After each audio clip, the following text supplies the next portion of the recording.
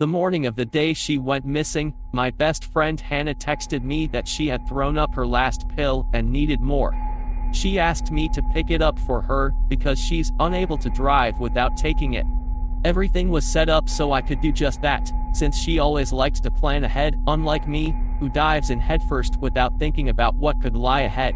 I picked up her medication without any issues, but when I got to her house she didn't answer the door or my texts. I'm used to her being engrossed in her video games, so I had ended up calling her, but she still didn't answer, which was a bit odd but not too out of pocket. Knowing she needed this medication, I decided to go to the garage and grab her spare key to let myself in. I made my way to her desk and strangely, she wasn't there. It occurred to me that even though it was 2 p.m. she could be sleeping because she didn't have her pills to help her stay awake. Yes, 2 p.m. is morning for me. I have insomnia, so I normally don't fall asleep until like 4 in the morning, and I sleep in until at least noon. It's why I took the night shift at my job. Anyways, I checked her room and she wasn't sleeping, or anywhere to be found for that matter. Starting to worry, I called her again, only to hear my ringtone coming from her desk. This is when I really started freaking out. Hannah always has her phone always.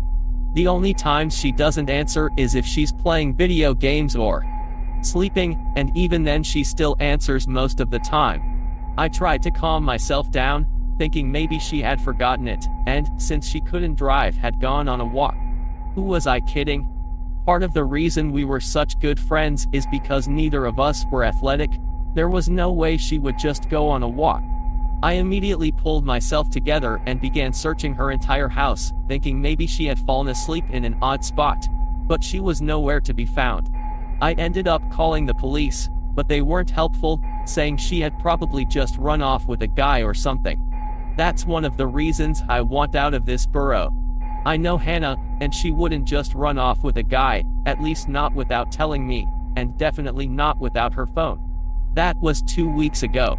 Everyone else who cares about her has given up, but I refuse to believe she was gone, well, until today. I decided this morning, as a last-ditch effort, I would put aside my feeling of not wanting to invade her privacy, and use the access she had given me to her phone to look for something, anything to help me find her. I did end up finding a clue to where she could be, but I know there's no way anyone I know could get there. In her Reddit, I saw a draft for r/Nosli. I wasn't surprised, because I knew she had liked writing stories, but this one was like 5x longer than any other story she had written. When I started reading it, I realized that it wasn't a story she made up, it was her life story. As I mentioned before, I have no way of reaching where she is, so I'm posting her story in hopes that there's someone out there who has had experiences similar to hers, and can help me get my best friend back. My doctor told me I have narcolepsy, but that doesn't explain the other dimensions. I'm Hannah Zimmerman 19F, and I love writing stories for this subreddit. You may have figured out this isn't normally how I write, but this is different, and I need that to be evident. I know a lot of stories and here are just that, stories, but what I'm about to tell you is quite real, and it's the story of me. In my junior year of high school, I remember having my first episode. I was in study hall sneakily playing on my phone when all of the sudden I was in the woods and running from something of my dreams, but this felt real. The pounding of my feet on the rubble of the forest floor, the tall grass tickling my legs, and the wind blowing around me as I fled. Then, I blinked, and I was back in study hall. My best friend Amar was looking at me as I just blankly stared in their direction. They asked if I was alright, and I said I wasn't sure, and that I needed to text my mom. I told my mom that I had had a dream in the middle of study hall, but not a daydream. A dream that should have only happened if I was sleeping, and I was not sleeping. My mother was quick to express her concern, and asked me for more details. I couldn't really provide much, so she ended up telling me to keep her informed if anything like it were to happen again. After I finished my conversation with my mom, Amar, who had been not so patiently waiting, asked what this was all about. I didn't answer and instead asked what they had seen me do, to which they responded with nothing. Apparently in the blink of an eye, I had gone from playing games on my phone to looking like someone had stolen my pizza, confused and upset. Amar told me that nothing had happened or anything, I just suddenly looked distressed. Unfortunately, this episode of mine was not a random one-time event, and after the first one, they only increased in frequency. I no longer told my mother about these episodes because I knew she couldn't help me and it would only worry her. I have had so many of these episodes now that I hardly remember any of them. One that I do remember, however, occurred in my German 3 class. I was in the midst of taking my chapter test when I was suddenly a sheep, as well as all of my classmates. We were grazing in a field, and I could taste the grass, feel the wind through my wool, and hear the soft sounds of a lute played by a nearby sheep herder. Suddenly, I was back in class sitting at my desk and staring at the test that hadn't even touched yet. It was around this time when my episodes began to turn into fluctuating waves of me traveling from my reality to somewhere else. Perhaps the strangest part about it was that people could barely tell my mind wasn't where it was meant to be. The only real way someone could tell was if they talked to me while it was happening, because I would say things that didn't make sense. Of course they made sense in whatever reality I was in, but not in my reality. I remember once when I woke up, my friend Juniper just stared at me agape and asked what I meant. I asked her what I had said, and apparently it was no, you can't eat the bipedal dog tail. I don't remember what that reality was anymore because I've been to so many that it's honestly not that strange. I did eventually tell my mom it was getting worse, so I ended up going to the pulmonologist so they could figure out what was wrong with me. Unfortunately for me, Dr. Senate had never seen anything like what I had. She said her only guess was narcolepsy because I was entering the dream state most likely, but she didn't know for sure and sent me to someone to test me for seizures.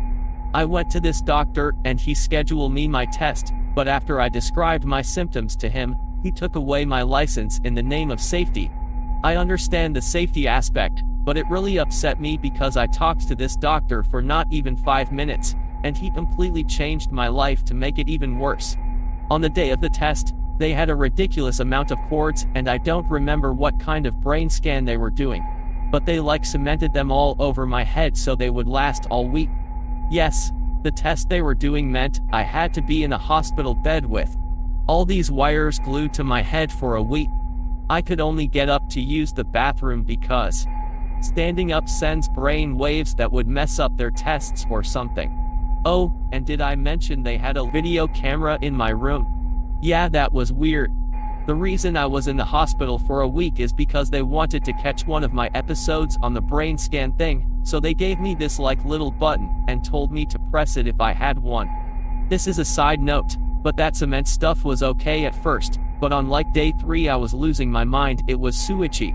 Anyways, so after this whole test thing, they figured out only that I wasn't having seizures.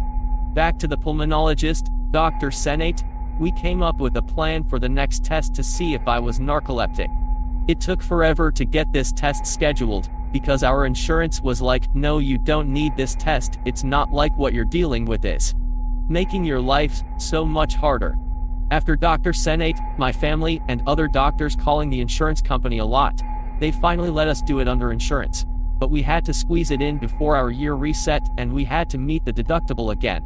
We finally got the test scheduled for 2 days before our insurance year ended, and I had high hopes for this test.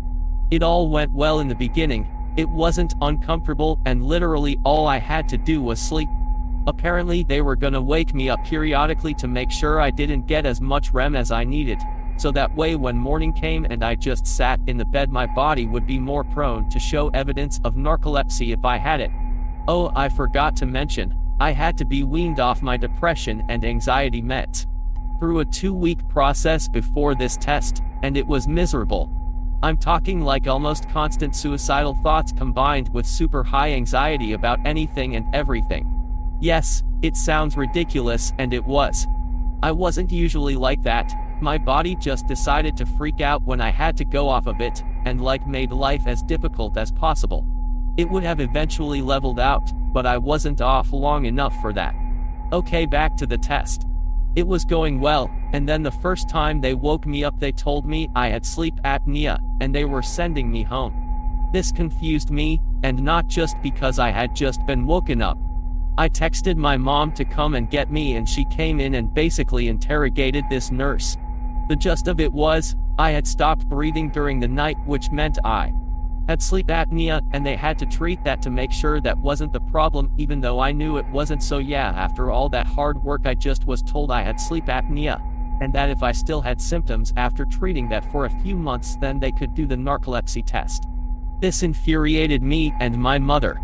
Yes, we understood that they couldn't properly diagnose me without my sleep apnea being treated, but we also knew that meant I would never be officially diagnosed with it. Why?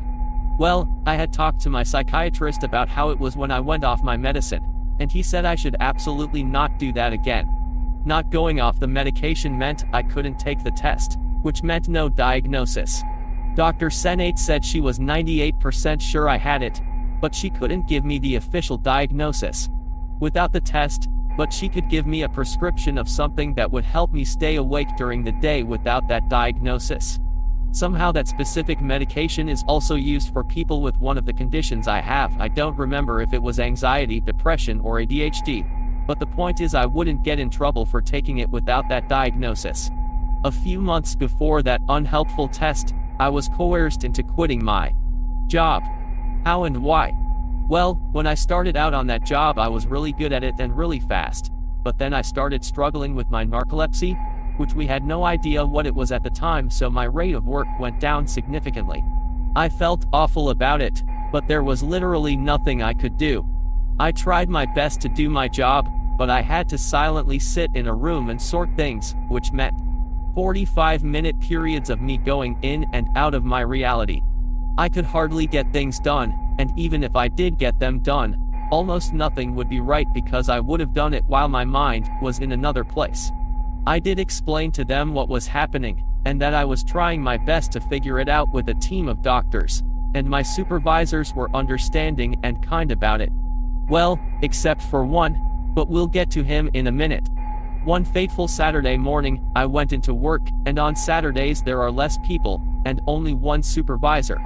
Lucky for me, it was the only supervisor who was a jerk to almost everyone. I didn't even think a thing of it, because I normally just ignored him and did my job. But after I worked for like maybe an hour and a half he walked up to my desk and told me to follow him so we could have a chat. It was at this moment I knew I was screwed. We sat down in the break room, and I don't remember what all he said, but basically he told me I was doing worse than people who were just getting trained in and I needed to improve immediately or else I would have to leave. I'm embarrassed to admit, I did start crying. I started to explain about how I was trying my best, but there was something unknown wrong with me, but he interrupted me and told me he knew about my medical stuff, but that I had had enough time to figure it out, less than a year BTW, and I need to just deal with it and do better. I told him that I couldn't, and I don't remember exactly what he said in response, but it was essentially quit, or you will be fired. I said nothing, went to my desk and packed up my things, then went home. There's more that happened after that, but basically it just made my mental health worse because I felt like I couldn't do anything right, and there was nothing could do about it. Fast forward to after I had been on this medication for a few months, and my life had significantly improved. My episodes decreased to maybe one a day if even, and I was able to drive and even hold a job where they actually understood and cared about me. Life was going good. Probably too good now that I think about it. Ever since I've been on that medication, I've felt like there was something in my head upset with me for holding it back. I thought I was just being weird and anxious, but one day when I forgot to take my medicine, I had more episodes in one day than I'd ever had before, and unlike before they were all about the same thing. I was in an absolute void of darkness, everything was black, I couldn't see or feel anything other than the cold abyss I was floating in. I could hear though, and that was the problem. That same voice I'd thought had just been something I was making up was calling to me. Not like whispering and telling me to go to it. Oh no, it was screaming unintelligible things, and every once in a while it would say your mind is under my command. And I've let you play long enough. After that day I have never forgotten to take my medication. But this morning something worse happened.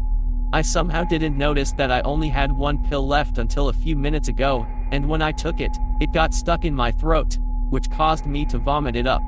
I don't know about other people, but I'm not keen on eating my toilet water-soaked vomit, no matter how desperate.